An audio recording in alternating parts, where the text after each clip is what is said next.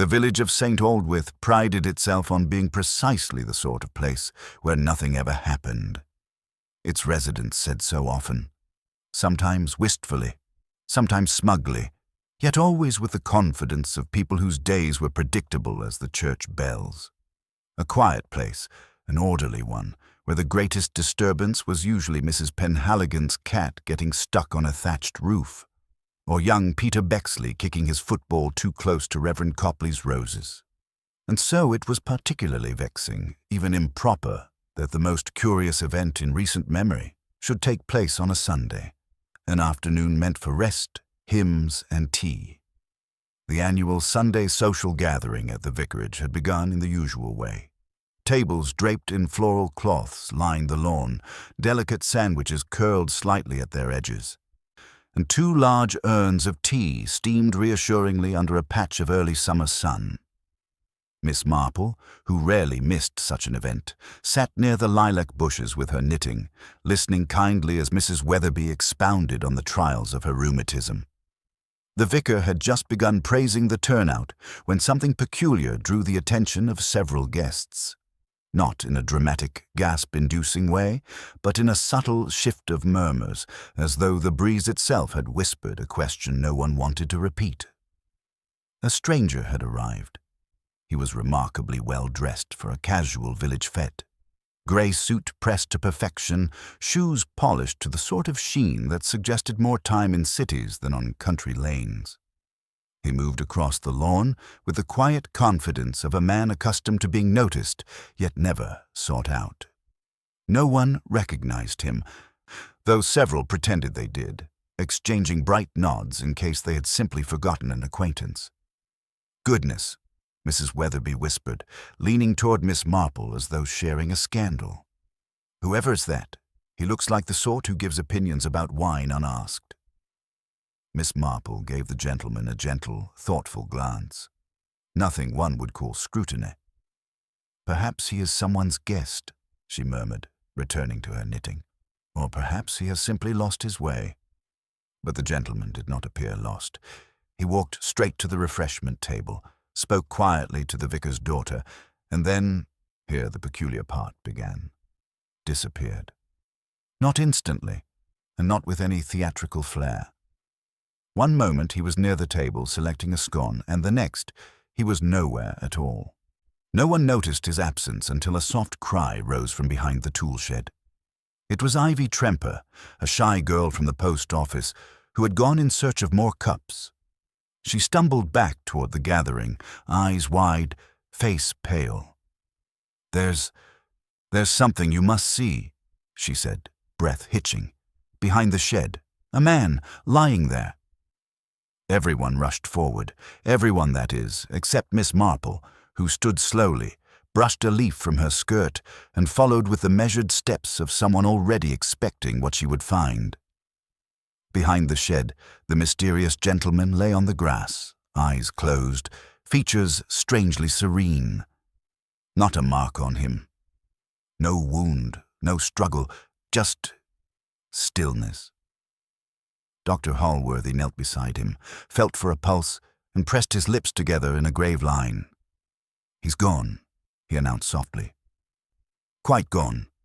A stir rippled across the assembled villagers. "Dead? But he was just by the scones. Who was he? Has anyone checked his pockets?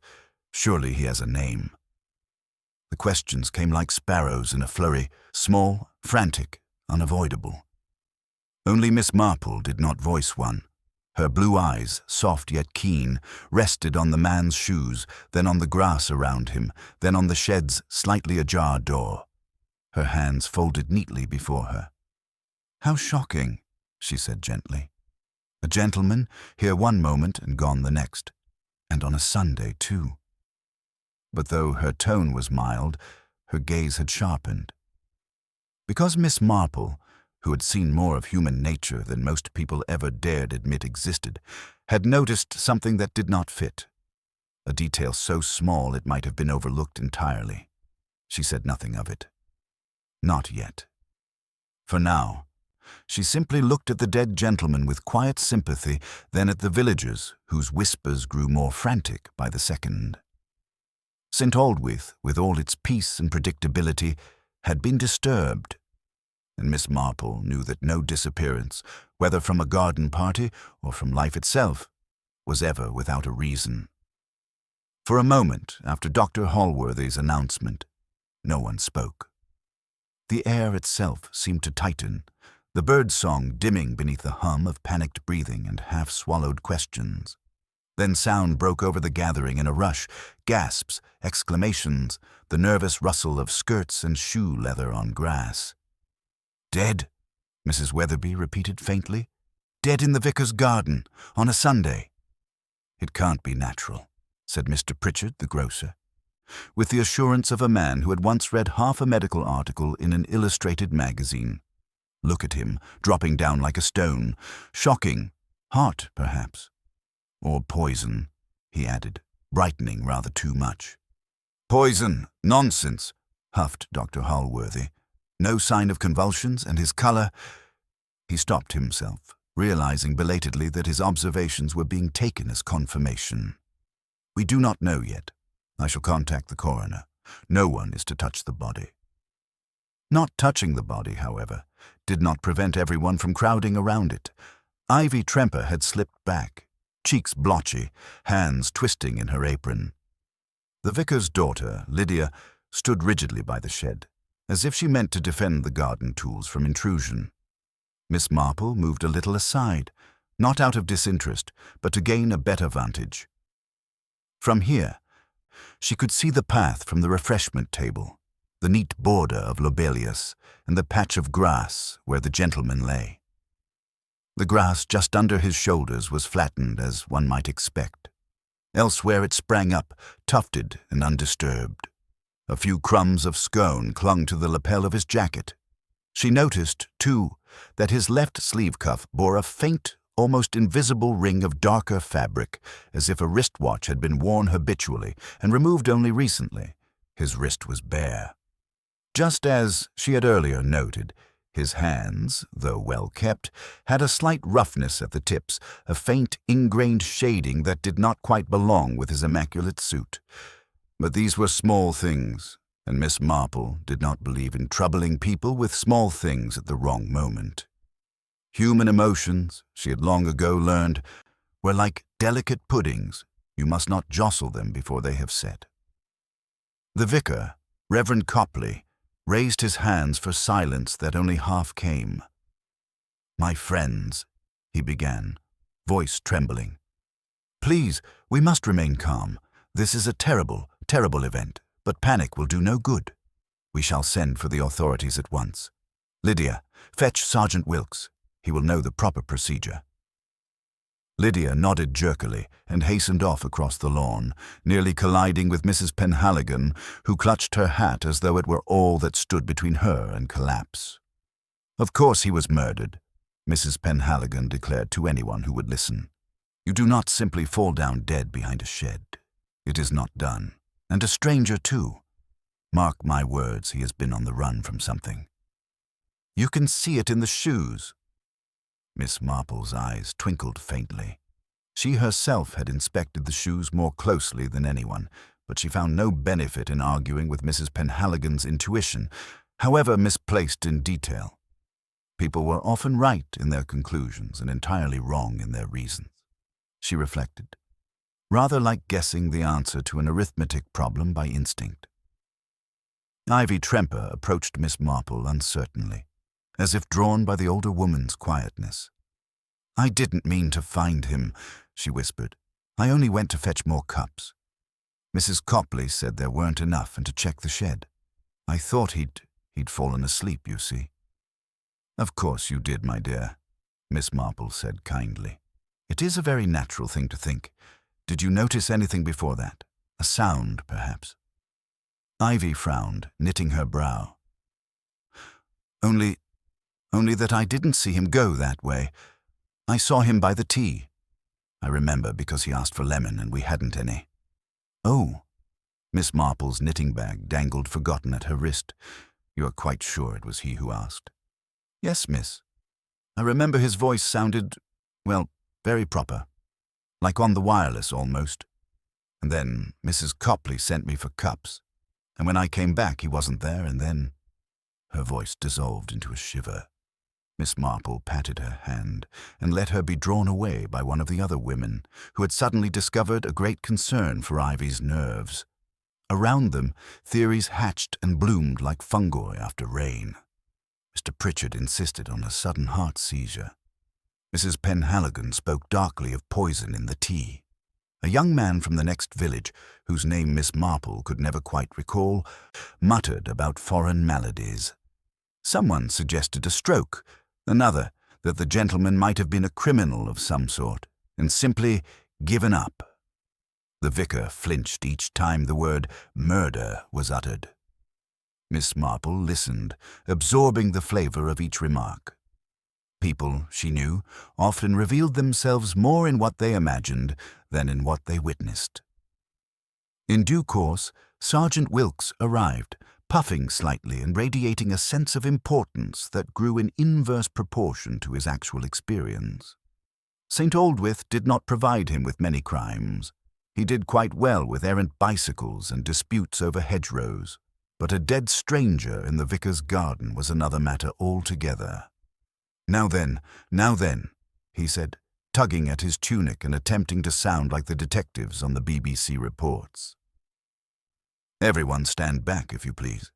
No need for any hysteria. Doctor, you say he's deceased?" "I do, Sergeant," Dr. Hallworthy replied stiffly. "Quite certainly deceased. And you are all agreed you don't know this man?" Wilkes swept his gaze over the faces. Some eager, some anxious. One or two just fascinated. "No one has seen him before." Murmurs of denial rippled through the group. "He walked in as if he knew where he was going," Mrs. Weatherby volunteered. "As if he expected to be welcome. That must signify something, surely. People don't simply drop into village gatherings at random. Well, not respectable people." "Did he speak to anyone?" Wilkes asked, pulling out a small notebook with an air of gravity. "Aside from the post office girl?" "He asked for lemon," Ivy said faintly from nearby. "In his tea?" "And he nodded to me," said Mr. Pritchard, who appeared proud of this. "Like this." He gave a stiff little bow that did not appear at all like anything the stranger had done. Miss Marple watched Wilkes with a mild, approving expression. He was doing his best, she thought kindly. It was not his fault that his best had never yet been tested by anything more serious than chickens trespassing. "You were present, Miss Marple?" Wilkes asked, noticing her at last. His tone softened almost imperceptibly. Though he would have been the last to admit it, he had a healthy respect for Miss Marple's opinions. They had, on more than one occasion, led to the discovery of lost property and the clearing up of family misunderstandings that skirted the edge of the law. "I was, Sergeant," Miss Marple said. "It was all very sudden, you know. One moment he was standing by the tea, and the next, well, poor Ivy found him. Quite a shock." "You didn't see him go behind the shed, then?" "No. I hardly took my eyes off my knitting, I'm afraid. I've been attempting a particular lace pattern, and it requires attention." Wilkes nodded, perhaps a little too quickly. One did not question Miss Marple's knitting. He turned back to the body. "I'll need to search him for identification," he announced. "Doctor, you're a witness here." The villagers leaned forward as Wilkes gingerly went through the gentleman's pockets. A handkerchief, crisply folded. A slim silver cigarette case, oddly pristine but containing no cigarettes. A small roll of banknotes secured with an elastic band. A few coins, neatly arranged. And a wallet. "Here we are," Wilkes said with satisfaction. He opened the wallet, then frowned. "Well now, no cards, no letters, no name, just money." "And the watch?" Mrs. Penhaligon piped up eagerly. "Surely he has a watch. Gentlemen always do." "No watch," Wilkes said, checking the wrists for good measure. "No ring either. Nothing to say who he is. That's very odd." "Not so odd as all that," Miss Marple observed mildly. "There was a young man once in our village, St. Mary Mead, you know, who believed that carrying letters in his pockets tempted fate. He said anything written had a way of turning up again at the worst possible moment. He was quite right, too. His wife's letters came out in a divorce case some years later. People can be very cautious about what identifies them, I've noticed, when they are anxious not to be traced. Her voice was serene, almost apologetic, as if she was sharing a recipe rather than an observation. Yet several heads turned sharply toward her. "You mean he might have come here under an assumed, no name?" Mr. Pritchard said. Miss Marple gave a small, non-committal smile. "I mean only that it is curious, Sergeant, when a man is so very neatly turned out and yet so completely anonymous." Wilkes pursed his lips. "We shall send his description to the other stations. Someone will be missing him. People can't vanish into thin air, not in this day and age." Miss Marple's gaze rested on the body once more. The flattened grass, the crumbs on the lapel, the bare wrist with its faint pale circle. "No," she said quietly. "They don't vanish, Sergeant. Not without leaving traces. It is just that one must know where to look and what one is really seeing. Like a pattern in crochet, it appears meaningless until you turn it the right way up." Her thoughts lingered a moment on the slightly ajar shed door, on Ivy's uncertain memory of those last moments by the tea table, and on the fact that, though everyone insisted no one knew the stranger, more than one face held, beneath the shock, the glimmer of something else. Recognition, perhaps, or fear. She did not press it. Not yet. There would be time enough, she knew, for those expressions to ripen into words. Human nature never could resist filling a silence. And in St. Aldwyth, the silence growing around the dead gentleman was already beginning to crack.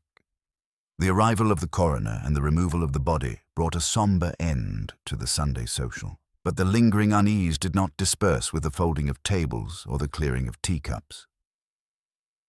Villagers drifted away in clumps, whispering anxiously before parting at crossroads as though reluctant to walk alone. The vicar stood by the garden gate, offering comfort where he could, though his hands shook each time he adjusted his spectacles. Miss Marple observed all this with her usual quiet attentiveness before making her way down the lane toward the high street. She walked at a calm, unhurried pace, knitting bag swinging lightly from her wrist. One might have thought her thoughts were entirely on her lace pattern, for she counted stitches under her breath. But every so often, her eyes flicked toward the hedgerows, the windows, the corners where shadows lengthened. She was thinking, yes, but not about knitting.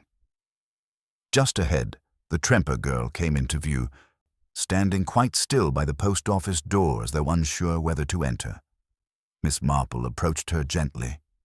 "You did exceedingly well today, my dear," she said. "It is no small thing to face such a shock." Ivy looked up, eyes still rimmed with fear.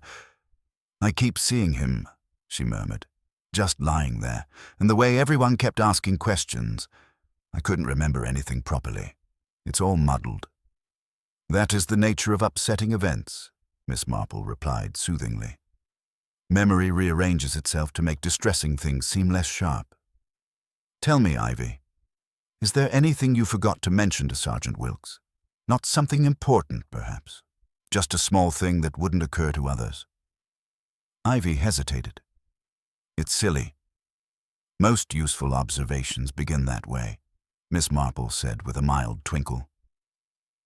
"Well, when I passed him earlier, before I went to the shed, he was fiddling with his sleeve, sort of tugging it down like he didn't want someone to see underneath." Miss Marple's interest sharpened, though she kept her expression serene. "And which sleeve was that?" "The left one, miss."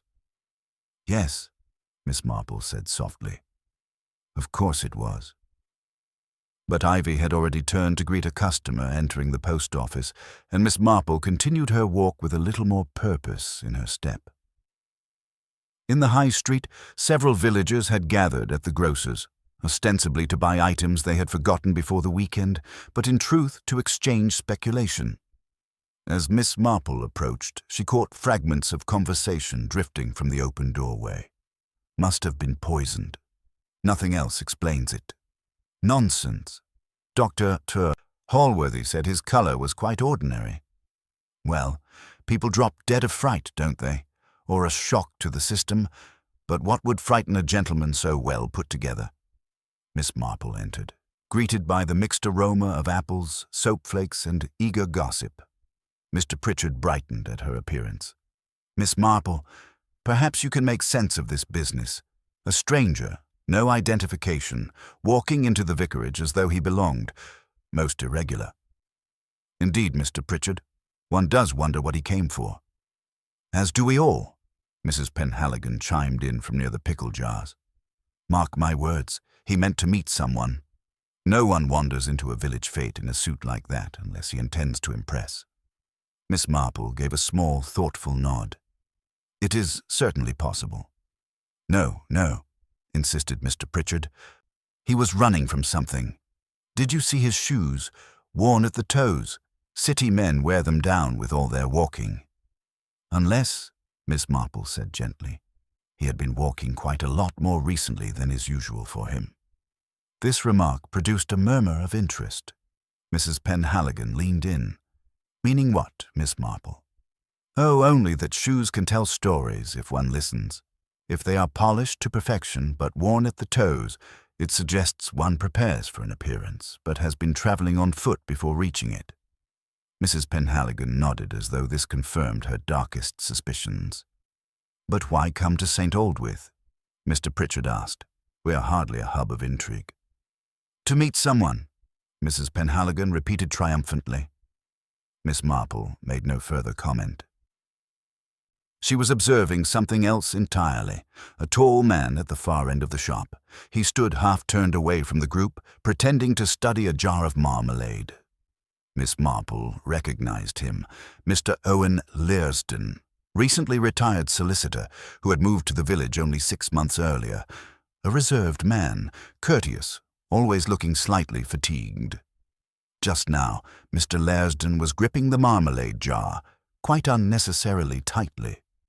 As the gossip escalated, his shoulders stiffened. Then, with the abruptness of someone fleeing a draught, he set down the jar, nodded politely to the room without meeting anyone's eyes, and slipped out the door. Miss Marple watched him go. If others had seen his reaction, they would have blamed squeamishness or nerves. But Miss Marple, who had once known a spaniel that trembled at the mere rustle of the biscuit tin after stealing a biscuit only once in its life, recognized fear in all its subtleties, and Mr. Learsden had just shown it. She did not follow him, not yet. Instead, she purchased a small tin of shortbread, thanked Mr. Pritchard warmly, and stepped outside into the golden evening light. The lane toward Mr. Learsden's cottage branched from the high street. Miss Marple paused at its entrance, pretending to adjust her knitting bag, while her thoughts arranged themselves as neatly as the stitches she so often counted. A stranger comes to a village fete, a stranger with no identification, a stranger who removes his wristwatch before dying, a stranger whose death produces fear in a man known for discretion. Fear, not grief, not shock. Fear. Miss Marple turned toward the lane with the quiet certainty of someone who knew that good manners often open doors far more effectively than direct questioning. But she had not taken 3 steps before Sergeant Wilkes hurried up, cap askew, face flushed from exertion. Miss Marple, he called, I've been looking for you. There's something very odd. He lowered his voice. The coroner says the man didn't die of natural causes at all. Not poison either. More like a blow, but there's no mark. Miss Marple regarded him with polite attentiveness. A blow without a bruise? That is curious. Yes, and what's more? Wilkes swallowed as though still unsure whether the words made sense. The coroner found faint traces of adhesive on the man's wrist, as though something had been stuck there. A device of some sort.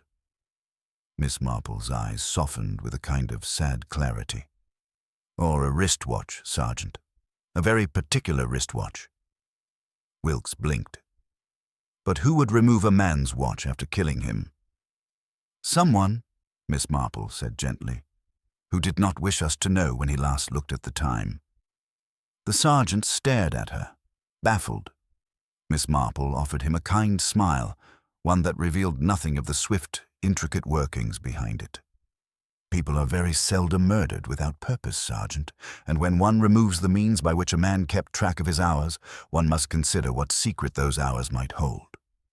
She resumed her walk toward Mr. Learston's lane.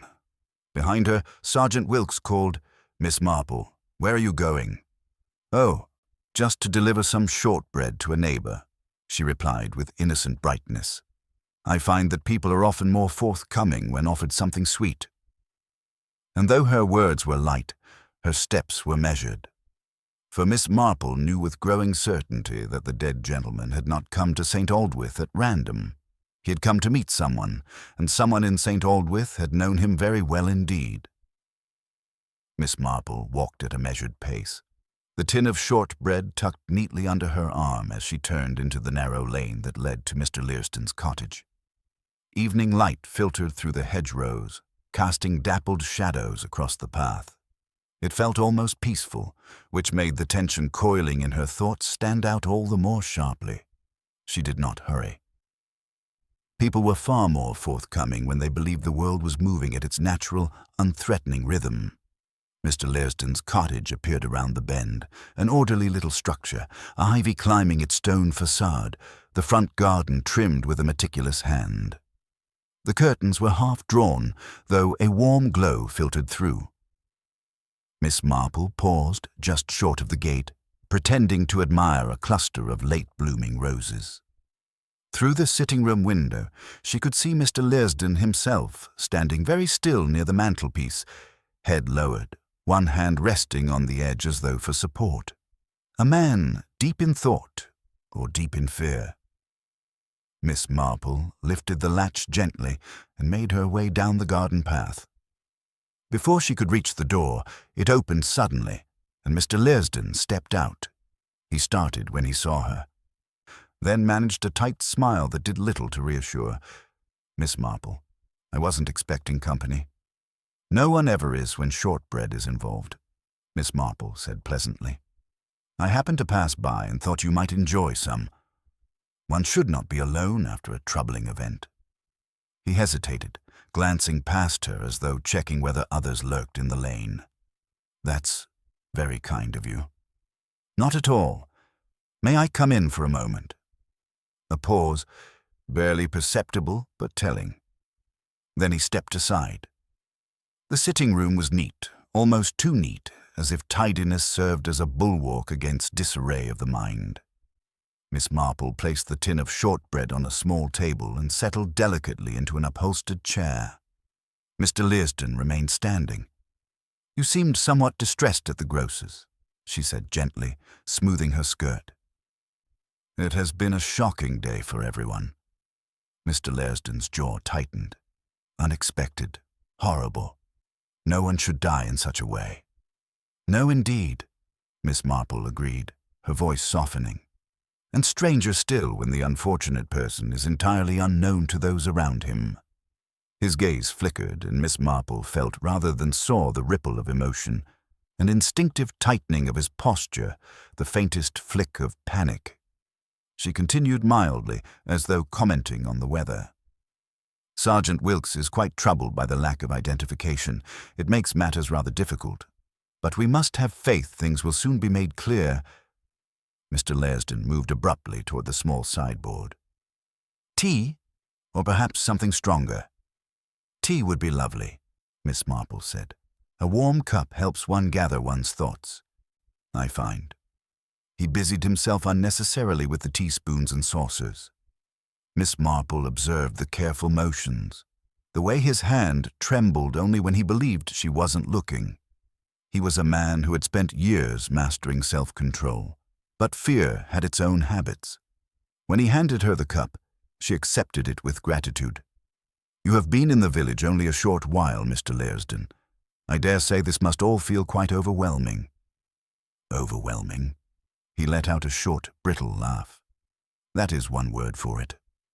Miss Marple sipped her tea, then set it down, choosing her next comment with artful delicacy. I do wonder what brought our poor visitor here today. A well-dressed gentleman arriving so purposefully. It suggests a prior arrangement, perhaps even someone he hoped to meet. The cup in Mr. Learsden's hand clattered faintly against its saucer. I wouldn't know anything about that, he said too quickly. No, of course not. Miss Marple gave a sympathetic nod, as though handing him a shield rather than probing a secret. It is so easy, you know, for people to imagine connections where none exist. I recall an incident in St. Mary Mead when a stranger appeared unexpectedly. Half the village swore he'd arrived to visit one of the residents, though it was eventually discovered he'd only taken a wrong turning. Human nature delights in making patterns. Mr. Learsden's shoulders eased just a little. Miss Marple lifted her cup again. And yet, some patterns are real. One must always look closely before deciding which is which. The trembling returned. He set down his cup abruptly and walked to the window, turning his back to her. Miss Marple, I don't know what you suspect, but I assure you, I had nothing to do with that man. Nothing at all. I haven't suggested you did, Miss Marple replied gently, though I wonder why you feel it necessary to say so. He stiffened. The silence that followed was heavy, as though the air itself leaned forward to listen. Miss Marple waited patiently. People rarely tolerated silence for long, not when they carried a burden. At last, Mr. Learsden spoke in a strained voice. Years ago, I was a solicitor in London. Certain cases crossed my desk, cases involving clients whose business was not wholly transparent. I handled documents, contracts, occasionally information that some might find valuable. Miss Marple nodded with understanding, though she suspected there was more. One such client, he continued, was a man who went by the name of Carter, though I doubted it was his real name. He was charming, confident, and extremely secretive. We had dealings, but we parted ways years ago. I never expected to see anything of him again. Miss Marple folded her hands. And yet today, a gentleman arrives who unsettles you deeply. A coincidence, perhaps, yet coincidences can be very revealing when placed in the proper light. Mr. Learsden turned fully toward her now, fear stark in his expression. Do you believe the dead man was Carter? Miss Marple gazed at him for a long moment, then answered softly, I think you believed it, Mr. Learsden, and belief often tells us more than proof. He sank into a chair, defeated. If it was Carter, then I am in danger. Or someone who knew Carter, Miss Marple said, her tone gentle but firm. And danger may not be for you alone. A knock sounded abruptly at the door, a sharp interruption that made Mr. Learsden flinch violently. Miss Marple rose with calm purpose. Do not worry, she murmured. Fear often clouds judgment, but clarity can be restored. She crossed the room and opened the door. Sergeant Wilkes stood there, breathless, cap askew once more. Miss Marple, he said, you must come. There's been a development. The coroner found something else, something rather extraordinary. Miss Marple nodded. Of course, Sergeant. Behind her, Mr. Learsden had gone pale again, his fingers gripping the arm of his chair. She stepped outside, closing the door softly behind her, and followed Wilkes up the lane, knowing with growing certainty that the threads of this mystery were beginning to tighten, and that every step they took from now on would lead them deeper into a pattern someone very much wished to conceal. Sergeant Wilkes set a brisk pace toward the high street, though not so brisk that Miss Marple could not keep up. He seemed torn between urgency and bewilderment, glancing at her from time to time as though hoping she might already know what he was about to say. She did not prompt him. People revealed far more when allowed to reach their own beginnings of explanation. They turned onto the green, passing the last lingering traces of the fete. An overturned paper cup, a stray napkin fluttering in the breeze, the faint scent of crushed grass where chairs had been. For a moment, Miss Marple felt the uncanny contrast between the innocent festivity of a few hours ago and the shadow now cast across the village. Wilkes swallowed hard as they neared the vicarage. "It's the coroner," he said finally. He found something tucked inside the lining of the man's jacket, a scrap of paper, folded very small. "And what was written on it?" Miss Marple asked, her tone mild enough to calm a skittish horse. "That's just it. Nothing you'd expect. No name, no address, just a single line." He paused, took a deep breath. "Sunday, 4 o'clock, the shed." Miss Marple's eyes softened with a quiet, knowing sadness. Ah, so he was expected. Wilkes blinked. Expected. But no one in the village has admitted to— "No one admits to many things, Sergeant," she said gently. "Human nature prefers privacy where guilt or fear might be presumed." They reached the vicarage gate, where Reverend Copley stood anxiously twisting his handkerchief. He hurried over the moment he spotted them. "Sergeant, Miss Marple, thank you for coming. I am terribly unsettled. The coroner insisted you be shown the note at once." Wilkes gestured for the vicar to lead the way. Miss Marple followed them through the garden, her steps unhurried, though her mind had already begun assembling possibilities. A prearranged meeting in the shed would explain many things. Why the gentleman had walked so confidently, why he had removed his watch, why the door had been slightly ajar. It would not yet explain who he came to meet, nor what he hoped or feared might happen there. Inside the vicarage study, the coroner stood by the desk, spectacles perched precariously on the end of his nose. He handed the folded slip of paper to Miss Marple with an air of uncertainty. "I can't make sense of it," he said, "but perhaps you might." She opened it delicately. The handwriting was small, tidy and precise. Each letter formed as though the writer had been accustomed to clerical accuracy. The message was brief, but unmistakable. Sunday, 4 o'clock. The shed. Miss Marple studied it for a long moment, then refolded it with careful precision. "This was written by someone who expected a punctual meeting," she said. "Someone organized, and someone who believed their instructions would be followed exactly." Wilkes frowned. "But why hide the note in his jacket lining?" "Because," Miss Marple replied, "it was not meant to be seen by anyone else. Least of all by whoever might search his pockets after his death." The room fell silent. Reverend Copley pressed his handkerchief to his forehead. "You mean, you think he knew he was in danger?" Miss Marple did not answer directly. Instead, she asked softly, "Did anyone in the village leave the fete just before 4 o'clock? Slip away unnoticed, even for a minute?" The vicar blinked.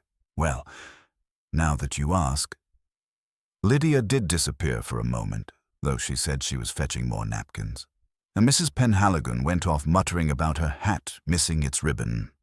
And, "Oh, Mr. Learsden arrived rather late, didn't he?" "Yes, he came after the singing. But surely none of them—" Miss Marple raised a gentle hand. "We must not leap to conclusions. People often behave innocently in ways that appear suspicious only after the fact. But it is helpful to know who had the opportunity."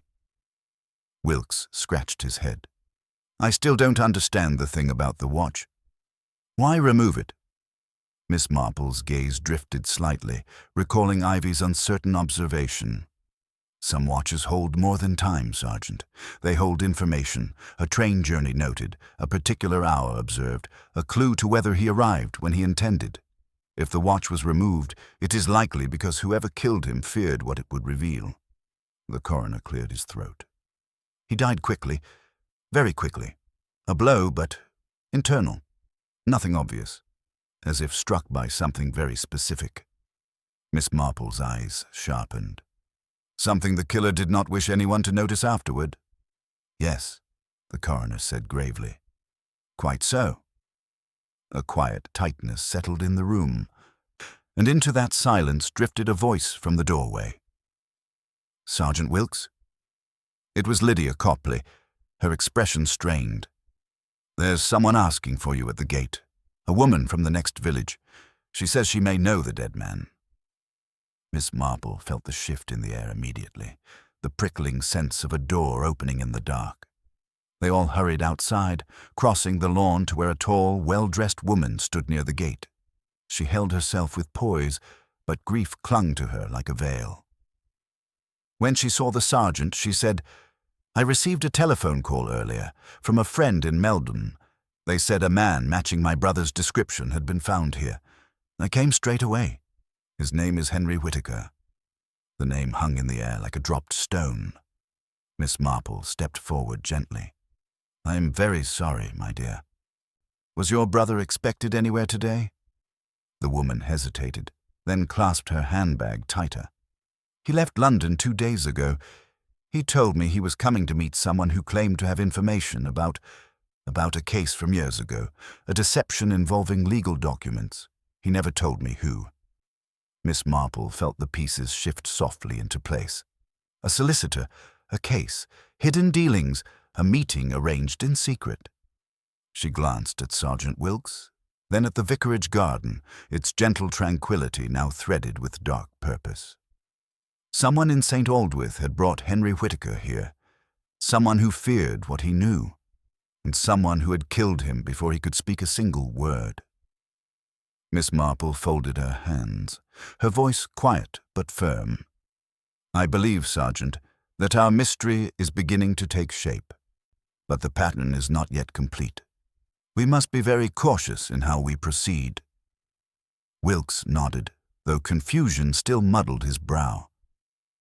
Miss Marple turned her gaze toward the village beyond the gate, the cottages, the hedgerows, the narrowing lanes. Somewhere among them, the person Henry Whittaker had come to expose was waiting. And waiting people, she knew, often made mistakes. Miss Marple regarded the woman, Miss Eleanor Whittaker, with gentle sympathy as Sergeant Wilkes led her toward the vicarage for privacy. The newly revealed name of the stranger settled into the air like a delicate but weighty thread. Henry Whittaker, a man who had left London to confront someone about a long-buried deception. It was remarkable, Miss Marple reflected, how rarely people managed to escape their pasts, especially when those pasts involved dishonesty. Deception had a way of circling back, like a boomerang thrown by a careless hand. The villagers had begun gathering near the vicarage gate once more, drawn by the sight of a well-dressed outsider and the scent of unfolding mystery. Whispering voices carried on the breeze. "A sister! Oh, this complicates things dreadfully." So, he wasn't just a wanderer. "I knew it. Business in London is never innocent." Miss Marple caught fragments, but paid them little heed. Gossip, while occasionally useful, more often clouded clarity. She crossed the lawn quietly, wanting a moment to think before speaking again with Sergeant Wilkes. Henry Whittaker had come for a meeting. Someone had summoned him. Someone who was afraid of what Henry intended to reveal. The removal of the watch lingered most insistently in her thoughts. Watches often held secrets, train tickets tucked beneath straps, inscriptions on their backs, mechanisms that stopped upon impact. If the killer feared what the watch disclosed, then time itself was important. Did Henry arrive earlier than expected? Later? Or perhaps the watch had been synchronized with someone else's arrangement. She reached the lilac bushes, where she had sat earlier that day, and surveyed the garden. The scene felt different now, darker, though the sun still hovered in the sky. The shed stood in its familiar place, small and unremarkable, yet its door was completely shut now, not hanging ajar. Someone, perhaps Wilkes or the coroner, had closed it during their examination. Even so, a faint indentation in the grass just outside the door caught Miss Marple's eye. Someone else had stood there. Someone who watched or waited before or after the terrible event. Footsteps behind her brought her back to the present. Sergeant Wilkes approached, looking pale but determined. "Miss Marple," he said quietly. Miss Whittaker confirmed something more. Her brother told her this meeting would be dangerous. He carried evidence about the case with him, documents of some kind. They're not on the body. Miss Marple nodded slowly. Stolen, then, or hidden very carefully. She says the case involved fraud, something to do with a man altering legal records. A solicitor might have known about it or been part of it. "And you think of Mr. Laresden," Miss Marple said softly. Wilkes looked startled. I mean, he is a solicitor, and he arrived in the village not long ago, and, well, you seemed to be heading to his house earlier."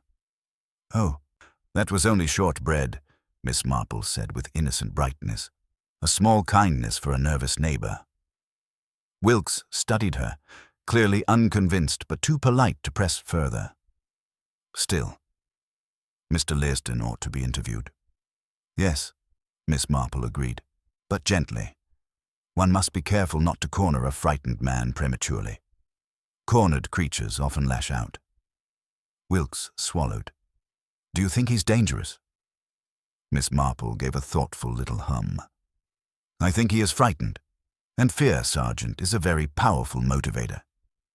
Before Wilkes could respond, the vicar hurried toward them, distress etched across his features. "Sergeant, Miss Marple, Miss Whittaker, she has fainted." They followed him quickly back inside, where Miss Whittaker sat slumped in a chair, her face pale as chalk.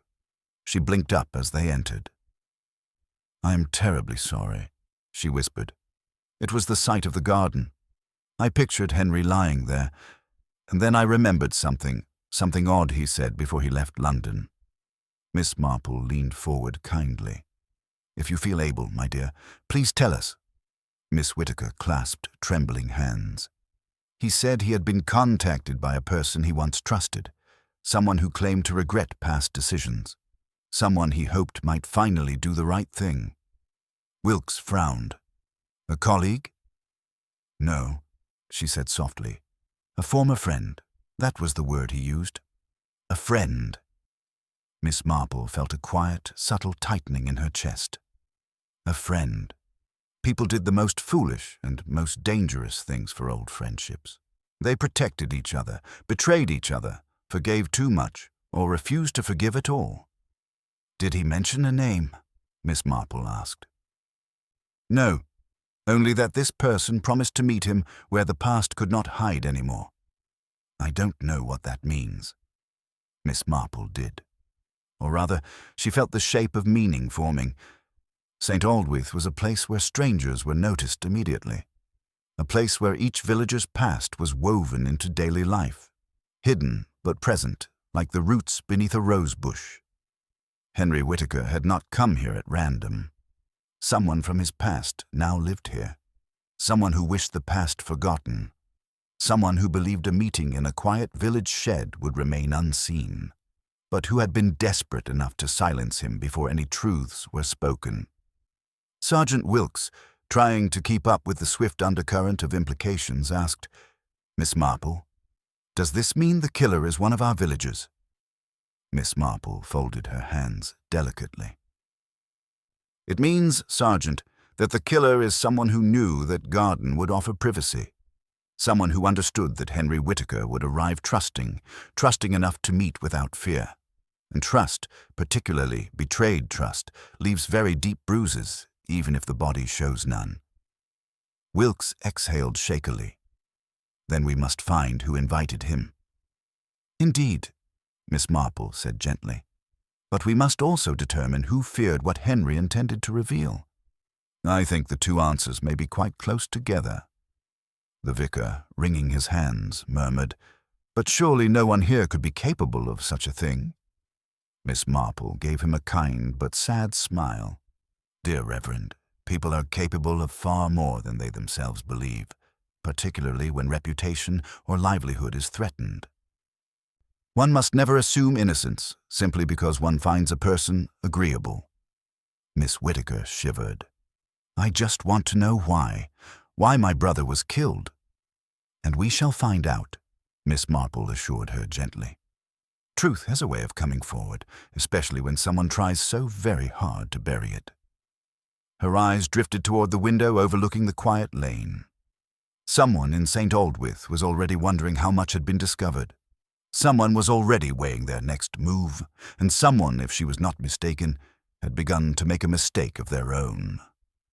Miss Marple rose with serene composure. "Sergeant," she said quietly, "I believe it is time we begin looking not for who knew Henry Whittaker, but who expected him to keep a secret that he no longer intended to keep." Wilkes blinked, baffled but trusting. "And where should we begin?" Miss Marple gave him a small, gentle smile. "Oh, Sergeant, secrets rarely hide in places. They hide in people, and St. Aldwyth is very full of people who suddenly have far too much to lose." Miss Marple left the vicarage with her usual unassuming grace, though the thoughts weaving quietly behind her calm expression grew more intricate with each step. She walked toward the village green, pausing every so often as if to admire a flower or straighten a small branch along the hedge. But in truth, her mind was sorting through the delicate strands of truth and deception that had begun to show themselves. Sergeant Wilkes trotted beside her, his notebook tucked under his arm. "Miss Marple," he said tentatively, "you mentioned secrets hiding in people. But how do we tell which people? Everyone's behaving oddly today, though perhaps that's just because of the shock." "Oh no, Sergeant," Miss Marple said in her soft, teacherly manner. "People behave quite predictably in shock. What is truly interesting is how they behave once they believe no one is looking." Wilkes frowned. "You think someone's been acting guilty?" "Not guilty, Sergeant. Simply revealing more than they intended. A distinction worth noting." They walked in silence for a few paces before Miss Marple's gaze turned toward the cottages lining the lane. Mr. Learsden stood nearest, respectable and unassuming. She wondered whether he had calmed or whether his fear was growing into something less manageable. A frightened man could be dangerous, with his tongue if not with his hands. And fear, once awakened, often compelled people to speak when they very much should not. As if summoned by her thoughts, the cottage door opened a crack, and Mr. Learsden emerged onto the step. He spotted them at once and stiffened. Miss Marple lifted her hand in a gentle greeting. "Good evening, Mr. Learsden. I hope you are feeling steadier now." He swallowed. "Somewhat. Though I wish to be frank, Miss Marple. When you left earlier, I thought about what you said, about fear, and I realized I may have given entirely the wrong impression." "No impression is ever wrong," Miss Marple replied kindly. "It merely reveals something of one's state of mind." Mr. Learsden flushed. "Then allow me to clarify my state of mind. I'm not afraid because I was involved in any deception with Henry Whittaker. I'm afraid because I once knew a man named Carter, whom you heard me mention earlier, and Carter was as dangerous as he was charming. If Henry had dealings with him, then it might explain why he sought me out. But I did not arrange to meet him today, I swear it." Miss Marple searched his face with gentle persistence. "You were quite certain earlier that the man in the garden might have been Carter, but Miss Whittaker recognized her brother." "Yes," Learsden said faintly. "I see that now." The relief in his voice was real, but so was a lingering tension beneath it. Miss Marple tucked that away in her mind. Sergeant Wilkes seized the opportunity. "Mr. Learsden, did Mr. Whittaker ever contact you before coming to St. Aldwyth? Any letters? Telephone calls?" "No," he said at once, too quickly. Then he paused. "Well, there was a telephone call 2 days ago, but the line was terrible. A man asked for me by name, said we had business from years past. It might have been Henry, but I couldn't be sure. Before I could ask anything more, the line went dead." Wilkes scribbled eagerly in his notebook, but Miss Marple's attention narrowed on something else entirely. Mr. Learsden was perspiring slightly, though the evening air had turned cool. His hand twitched near his coat pocket, not nervously but possessively. She smiled gently. "Thank you, Mr. Learsden. You have been very helpful." He bowed his head slightly and retreated into his cottage, closing the door with a firmness that suggested he wished to shut out more than just the evening breeze. Wilkes turned to Miss Marple triumphantly. "Well, that seems suspicious." "Oh, indeed it does," Miss Marple said. "But suspicion, Sergeant, is merely the beginning of knowledge. We must find a way to learn more about Mr. Learsden's past, discreetly." "How?" "Well," Miss Marple said, "people's pasts are much like their attics, full of things they've forgotten they kept, usually in plain sight if one knows where to look." She began walking again, and Wilkes followed. They made their way toward the post office, where Ivy Tremper was closing up for the day. The girl startled when she saw them, then smiled shyly at Miss Marple. "Oh, Miss Marple, Sergeant Wilkes, did you need stamps or—" "Not stamps, my dear," Miss Marple said kindly. "I wondered whether your telephone records might show any unusual calls placed recently. Sometimes the operator takes note of long-distance connections, especially to London." Ivy blinked. "Oh, yes. Mrs. Butterfield mentioned something about a strange call on Friday evening. Said it came from a London number, but the person on the line refused to leave a proper message." "Was the call for Mr. Learsden?" Miss Marple asked softly. I believe so," Ivy said, though uncertainty clouded her tone. "Mrs. Butterfield said the caller asked for the solicitor from St. Mary Mead, which confused her, because he's not from St. Mary Mead, is he? Only recently moved here." Miss Marple's heart gave a small, almost imperceptible start. Only those who knew her well would have noticed the deepened calm that followed. St. Mary Mead. Her home. Not St. Aldwith's. Why had the caller believed Mr. Learsden to be there? Something shifted quietly into place. "Thank you, Ivy," she said gently. "You've been most helpful." Sergeant Wilkes stared at her, baffled by whatever revelation she seemed to have reached. But Miss Marple did not elaborate. Not yet. As they walked away, Wilkes finally burst out, "Miss Marple, what does it mean?" "It means," she said softly, "that Mr. Henry Whittaker did not know exactly where his contact was living. He believed Mr. Learsden still resided in St. Mary Mead, which suggests the person who arranged the meeting was someone else entirely." Wilkes stopped in his tracks.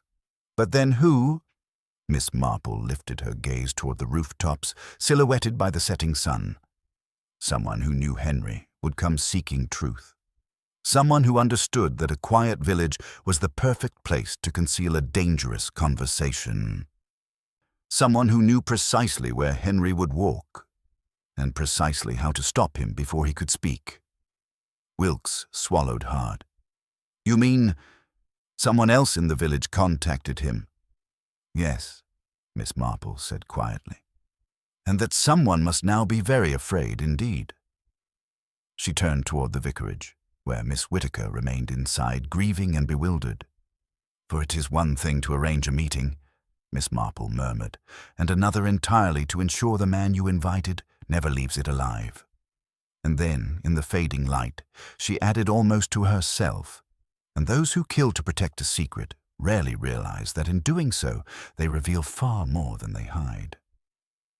Miss Marple and Sergeant Wilkes walked slowly back toward the heart of the village, the last traces of sunset casting pale lavender streaks across the sky. The air had cooled, sharpening the faint scents of earth and chimney smoke. A quiet settled over St. Aldwith, an expectant quiet, as though the village itself sensed the weight of secrets now hovering just beneath its surface. Wilkes rubbed the back of his neck anxiously.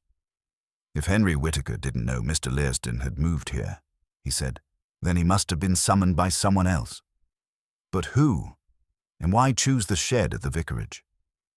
"Well," Miss Marple said in her gentle, musing way, "a vicarage is considered a safe, neutral ground.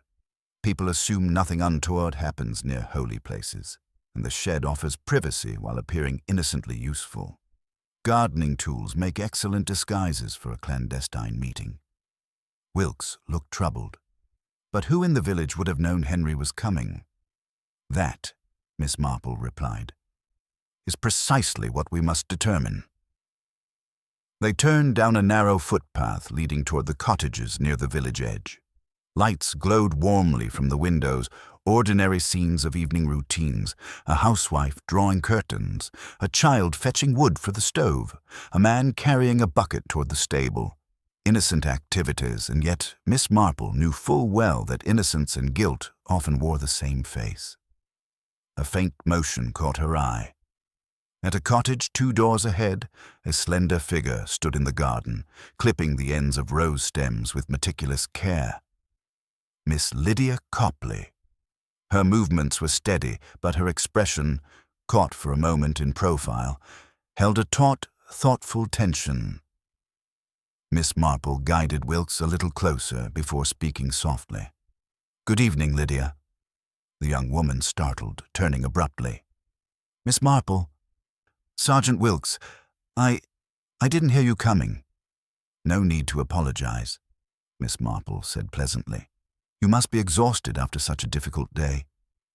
Lydia set her shears down, brushing her skirt as if to disguise a slight trembling of her hands. "It has been dreadful, yes. Poor Henry Witt. Poor that man. I still cannot fathom how such a thing happened so near our home." Wilkes stepped forward, trying for a tone both official and sympathetic. "Miss Copley, we're speaking with everyone who was near the garden during the fete. You left the gathering briefly earlier, around the time Henry Whittaker arrived. Could you tell us why?" Lydia stiffened, though only slightly. "Of course. I went to fetch more napkins. Mother said we were running low." Miss Marple's voice was soft, almost conversational. "Did you happen to see the gentleman up close before he walked toward the shed?" Lydia nodded. "Yes. He asked me where he could find the vicar. He said he had a matter of urgency. I thought nothing of it. People often wish to speak with Father privately." Miss Marple smiled gently. "And did you notice anything else? Something small, perhaps, that didn't seem important?" Lydia hesitated. It was brief, barely the space of a heartbeat, but Miss Marple saw the flicker of uncertainty. "Well," Lydia said finally, "he looked at his sleeve, his left sleeve, as if checking something beneath it. I assumed it was a watch, but I didn't see one." Miss Marple exchanged a quiet glance with Wilkes. This detail supported Ivy Tremper's observation and confirmed that the missing watch was indeed relevant. "Thank you, my dear," Miss Marple said. "You are very helpful." They took their leave, but Miss Marple felt a soft stirring of curiosity. Lydia's story was consistent, yet something lingered beneath her composed exterior, a subtle rigidity, a certain over-carefulness in her answers. Not a lie, Miss Marple thought, but something very near one. Wilkes sighed heavily once they were out of earshot. "I'll never get used to this work. Everyone starts seeming suspicious, even the vicar's daughter." Miss Marple gave him a kindly look. "Suspicion is merely a tool, Sergeant. It need not condemn. Lydia may simply be frightened." "Of what?" "Oh, all manner of things. The shame of being entangled in a murder, the fear of saying something she oughtn't, or perhaps she glimpsed more than she realized and is struggling to make sense of it." Wilkes exhaled. "I just wish we had something solid." Miss Marple walked a few steps more before replying. "We shall, Sergeant. People who hide the truth inevitably reveal it in some small way. It is human nature to tidy the corners of one's conscience, and in doing so, one often shifts the dust into the light." They had just rounded the bend near the green when hurried footsteps approached them from behind.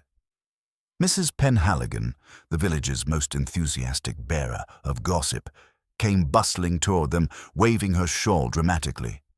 "Sergeant Wilkes, Miss Marple, oh, you'll never guess what I've just learned." Wilkes braced himself. Mrs. Penhaligon's discoveries often involved misplaced knitting needles or scandalous misunderstandings about nothing at all. "What is it, Mrs. Penhaligon?" Miss Marple asked patiently. "It's about the dead man." Mrs. Penhaligon declared triumphantly. I spoke with Mrs. Weatherby just now, and she swears she saw him at the railway station this morning, at the ticket booth.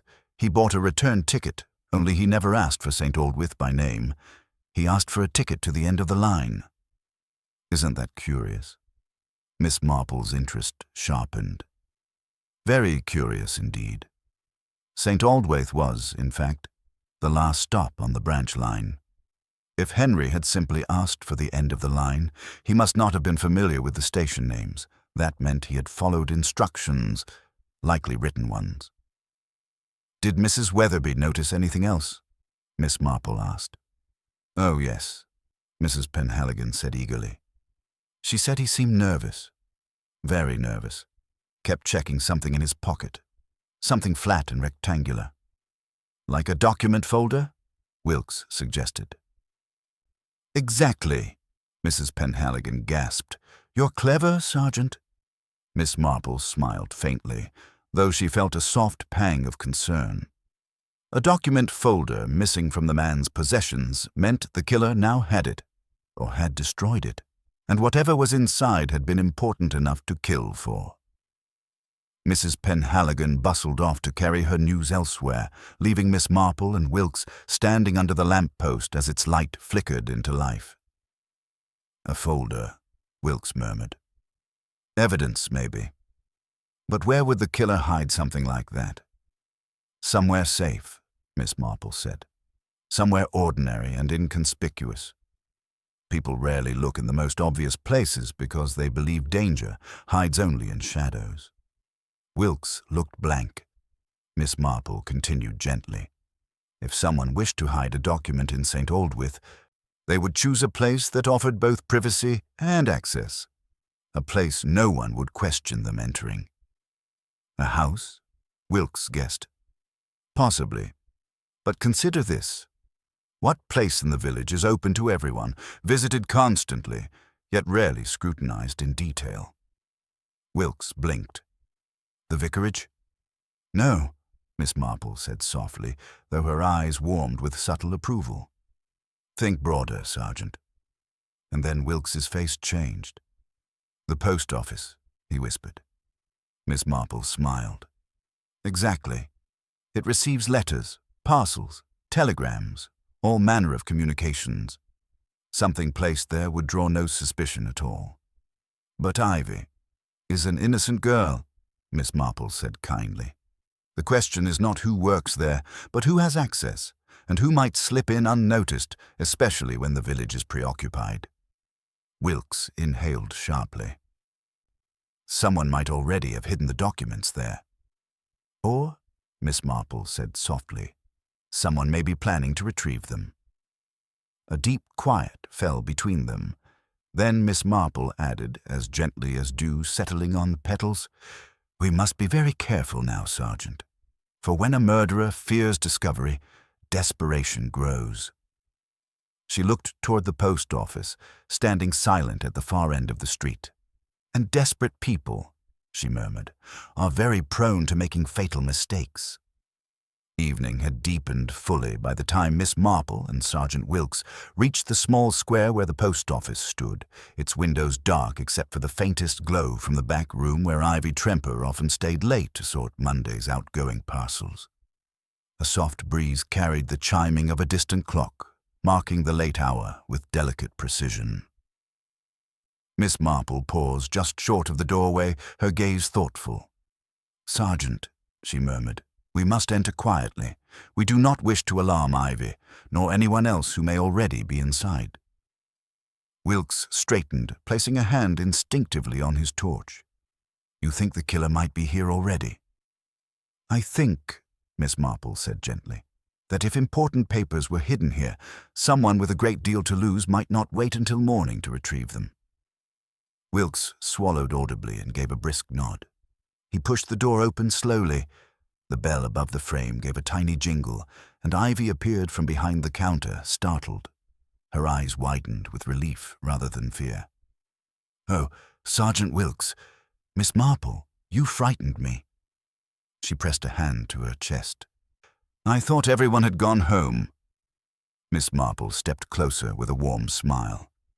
"We are sorry to intrude so late, my dear, but we hope to ask just a few more questions.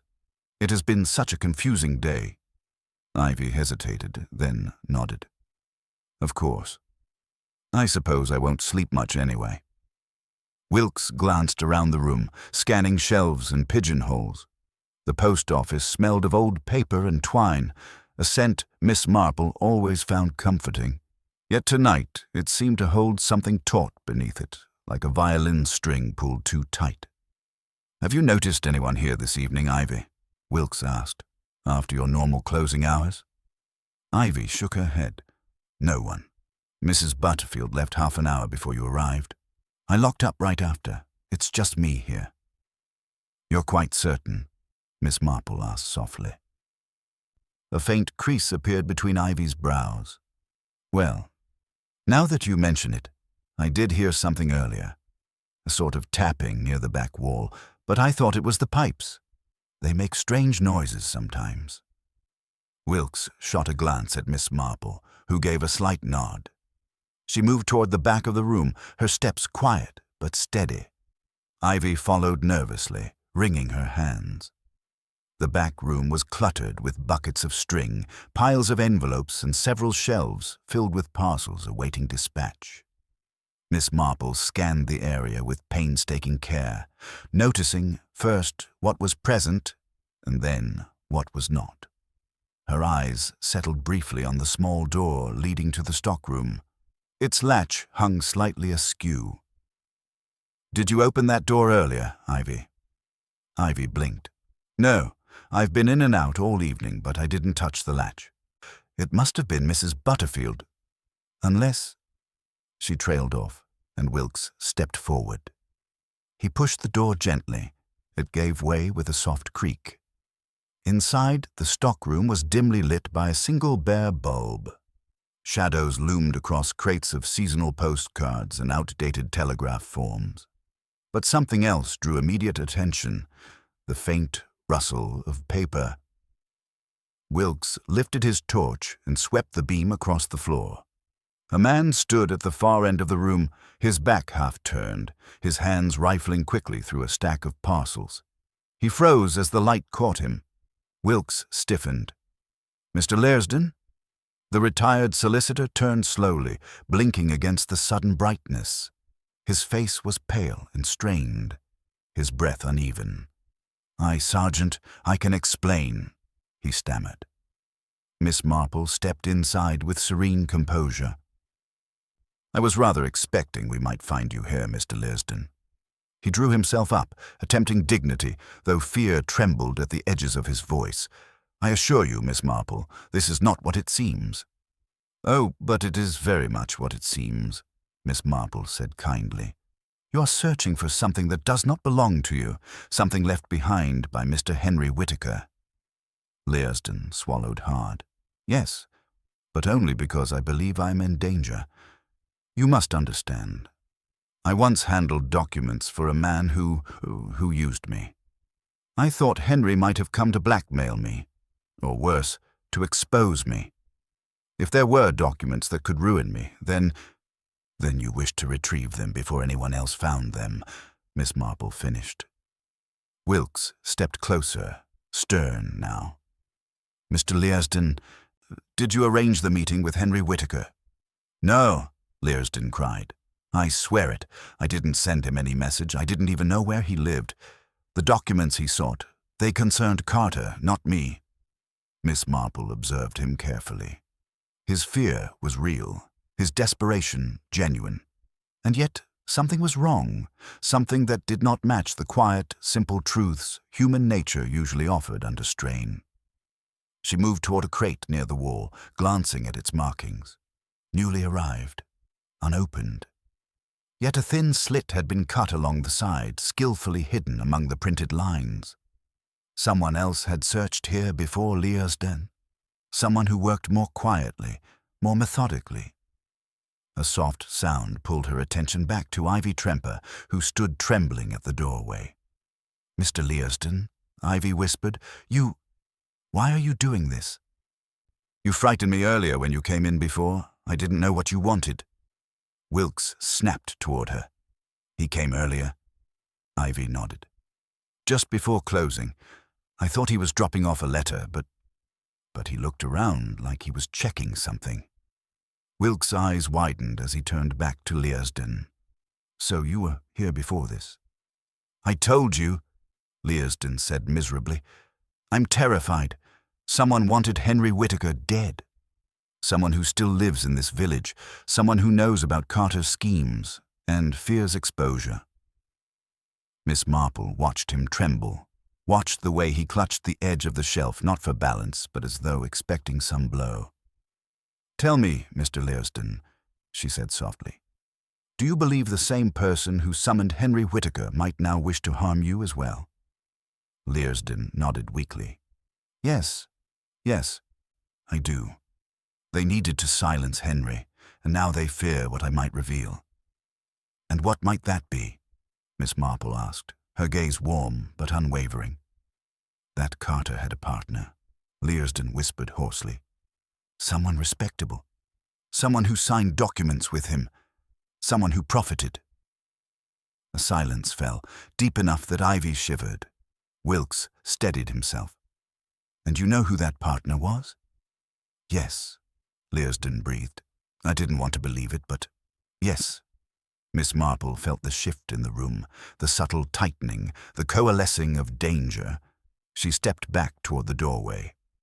"Sergeant," she murmured, "I believe Mr. Learsden may indeed be telling the truth." Wilkes frowned.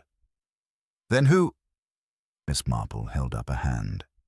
Because she had heard something soft, quiet, and unmistakably human, right outside the post office door. A footstep, a breath drawn sharply. Someone listening, someone who now knew that their secret partner had been recognized. Miss Marple's eyes softened, the faintest glimmer of sorrow touching her expression. "For the killer," she whispered, "has just realized they are no longer safe." And outside in the darkness, the unseen listener slipped away into the night. The silence that followed was sharp enough to cut. Ivy Tremper clung to the doorframe as if fearing the shadows might break loose from the walls. Sergeant Wilkes swung the beam of his torch toward the sound, but the footsteps had already retreated into the darkness beyond the post office. Only the faint rustle of leaves remained, trembling in the night air. Miss Marple stepped farther into the doorway, her expression serene but her eyes alert, bright, watchful, seeing far more than anyone else suspected. "Sergeant," she murmured, "we must not rush blindly after them. A frightened killer is far more dangerous when cornered." Wilkes's instinct was to sprint into the dark, but her calm steadiness reined him in. He swallowed, lowered the torch, and nodded. "You're right, Miss Marple. But if someone overheard Learsden, then they'll know we're onto them. They might try to destroy evidence or silence someone else." "Indeed," Miss Marple agreed softly. "But desperation makes people careless, Sergeant. We must pay close attention now." Learsden had sunk into a crate, frail and trembling. "I didn't mean to put anyone in danger," he whispered. "I only wanted to protect myself." "Fear makes fools of us all occasionally," Miss Marple said kindly. "But you have been honest tonight, which is more than can be said for others." She turned to Wilkes, lowering her voice. "We should escort Mr. Learsden home, and Ivy must not remain alone. The killer knows she may have seen or heard something earlier without realizing it." Ivy, already pale, nodded vigorously. "We'll lock the post office for now," Wilkes said. "In the morning I'll bring men to search it properly." "Oh, my dear Sergeant," Miss Marple corrected gently, "there will be no need. Whoever hid the documents here has already retrieved them, or moved them elsewhere. I suspect the killer has been one step ahead ever since Henry Whittaker arrived." Wilkes frowned. "Then why come back tonight?" "To listen," Miss Marple said. "To see whether suspicion had turned in their direction. They did not expect Mr. Learsden to speak so plainly. And now they know the circle is closing." She paused, her gaze distant. and people react very differently when they feel the walls closing in. They left the post office together. Miss Marple walked beside Learsden, Wilkes carrying Ivy's bundle of papers so the girl could clutch her coat around her trembling frame. The village lay in near silence, each cottage window glowing faintly like watchful eyes. As they approached Ivy's home, Miss Marple touched the girl's arm gently. "Do not be afraid, my dear. You have done nothing wrong, but keep your door locked tonight, and if you hear anything at all, anything, you must call out immediately." Ivy nodded, tears glimmering at the corners of her eyes. "Thank you, Miss Marple." With Ivy safely inside, they turned toward Learsden's cottage. The night seemed to press in more closely the nearer they came. Learsden walked like a man moving toward judgment, shoulders bowed beneath the weight of his own memories. "I should never have been involved with Carter," he said softly. "But I was young, foolish. Ambition makes easy prey of men like me." Miss Marple nodded gently. "The mistakes of youth often grow long shadows. But tell me, Mr. Learsden, this partner of Carter's, were they someone of position?" Learsden stopped walking. His breath turned shallow. "Yes," he whispered. "A respected figure. Someone whose reputation would shatter if the truth emerged. I only learned their identity when Carter tried to blackmail me into assisting further." "And you refused?" "I did. I left London. I hoped the past would remain buried." "That," Miss Marple said kindly, "is rarely how life works." They reached his gate, and Wilkes glanced around sharply before letting Learsden inside. Once he was secured behind a locked door, the sergeant turned to Miss Marple, his face drawn. "You know who it is," he said quietly. "Don't you?" Miss Marple didn't answer at once. Instead, she let her gaze drift across the sleeping village, her eyes tracing the subtle placement of each home, each path, each retreating shadow. "I have a strong inclination," she finally said, "but inclinations are not proof, and we must be absolutely certain, Sergeant. For this killer possesses two traits that make them particularly dangerous: intelligence and familiarity with the village's every habit." Wilkes's brow furrowed. Someone respected. Someone with access to the post office.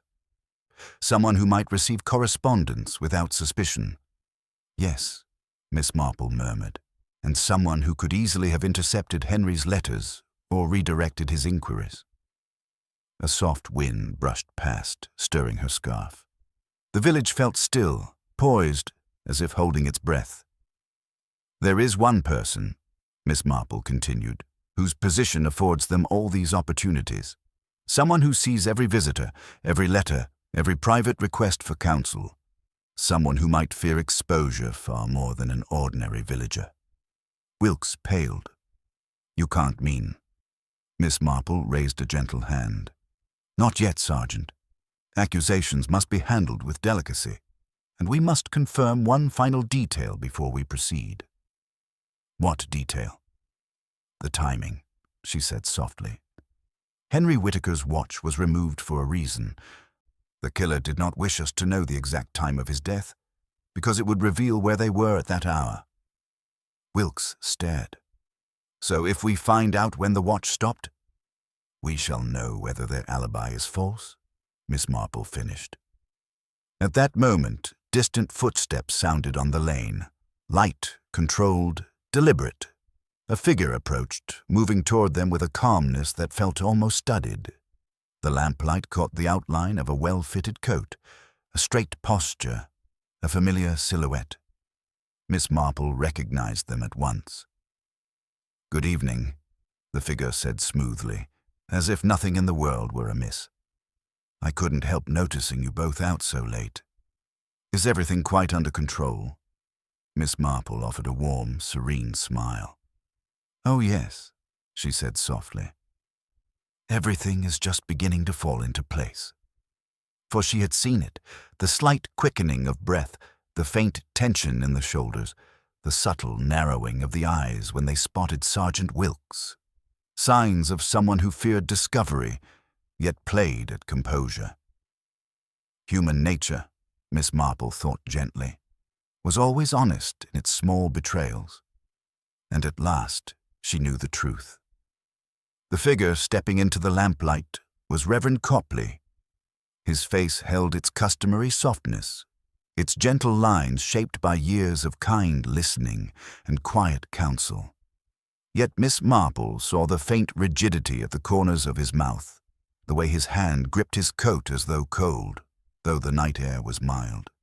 His eyes flicked for a fraction of a second toward Learsden's cottage door before returning to Miss Marple. That brief glance said more than any confession. "Reverend," Sergeant Wilkes said, visibly relieved despite himself, we're following up a lead. Nothing to trouble you with tonight." "But I am troubled, Sergeant," the vicar replied softly. "The village is restless. I thought I should check that all was well. You've had quite the evening." Miss Marple nodded. "Indeed we have, and it has given me much to reflect on." The Reverend gave a patient, weary smile. "You always reflect wisely, Miss Marple. Perhaps you may share your thoughts with us." "Oh, certainly," she said, so gently that Wilkes nearly missed the quiet steel beneath her words. "I was thinking how fortunate it is that the coroner discovered adhesive residue on Mr. Whittaker's wrist. It told us his watch had been removed, quite deliberately. And I was thinking how important time must have been to the killer." The Reverend's posture stiffened almost imperceptibly. Miss Marple continued, her voice mild. "The meeting was to take place at 4 o'clock. Mr. Whittaker died not long after. If we had seen the stopped watch, we would have known the exact minute, and that minute would have contradicted a very particular alibi." Wilkes froze. The Reverend remained very still, watching her with a faint, inscrutable expression. Miss Marple smiled kindly. "You were conducting the singing at precisely that time, Reverend. But choir members have confirmed that you stepped away for several minutes, saying you had been called to your study, where no one recalls seeing you." The vicar inhaled sharply. Miss Marple pressed gently on. "Henry Whittaker believed he was meeting someone repentant, someone who had once been his friend, someone who regretted past wrongdoing. And indeed, years ago in London, he was quite close to a young clergyman who handled charitable trust paperwork." Wilkes turned, stunned. "Reverend, you?" The Reverend's facade wavered, just enough for truth to leak through. Miss Marple's voice remained tender, almost sorrowful. "You helped Carter divert funds from that trust. Small sums at first, then larger ones. Carter manipulated you, threatened exposure. Henry found evidence of it and meant to confront you. He believed you wished to make amends. He trusted you enough to come alone." The Reverend's shoulders trembled. "I did wish to make amends. At first, I wanted only to explain. But Henry, he said he would expose everything. My wife, my parish, my life, everything would crumble. And so," Miss Marple said quietly, "you led him behind the shed. There was a wooden mallet for tent stakes left from last summer's fete. A single, well-aimed blow. No bruise visible later beneath the scalp. Quick, silent, you thought it merciful." The Reverend closed his eyes. Wilkes stepped forward, voice shaking. "Reverend Copley, I must ask you, did you remove the watch as well?" A long moment passed. "Yes," he whispered. "I had to. It would have shown the exact minute he fell, and I was still absent from the gathering. I thought if time were uncertain, suspicion would scatter." Miss Marple nodded, with profound sadness. "It often does. But scattered suspicion always settles again." The Reverend looked at her helplessly. "I never wanted harm. I only wanted to serve. But fear drove me, Miss Marple. I lost myself in it." Miss Marple laid a gentle hand on his arm. "Fear is a terrible companion, Reverend. It whispers that ruin is worse than wrongdoing, but wrongdoing always follows." Wilkes straightened, swallowing hard. "Reverend Copley, I'm afraid I must take you into custody. The Reverend bowed his head. I understand, Sergeant. He allowed himself to be led gently away. Miss Marple watched them go, her expression filled not with triumph, but with quiet, aching understanding. Human frailty, its dangers, its softness, its terrible capacity for both harm and remorse, was something she had known all her life. The village would grieve. They would murmur of shock, of betrayal, of the kindness they believed they knew. And yet in time, they would also understand that even the kindest souls may falter if their fears outweigh their principles. The next morning, St. Aldwyth awakened subdued and somber. Villagers gathered in hushed clusters, whispering of the arrest, of Henry Whittaker, of the Reverend's trembling confession. Miss Marple sat by the lilac bushes once more, her knitting needles clicking softly. Mrs. Weatherby approached, eyes red from emotion. Miss Marple, how did you know? She asked. Miss Marple smiled gently. People reveal themselves in the smallest of ways, a misplaced absence, a careful lie, a glance at a door, and always, always, how they respond when they believe the truth is near. Mrs. Weatherby sighed. It's a terrible tragedy. Yes, Miss Marple said.